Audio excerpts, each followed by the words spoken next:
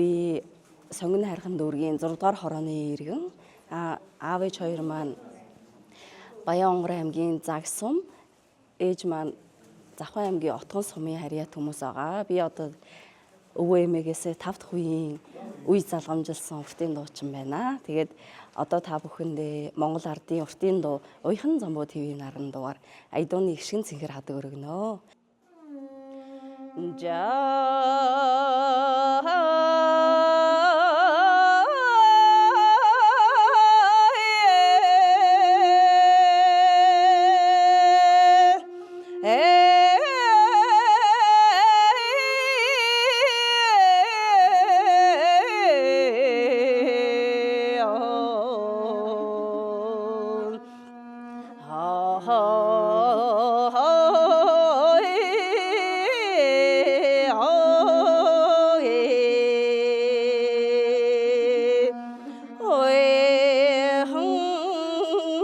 Замбуу твийн наран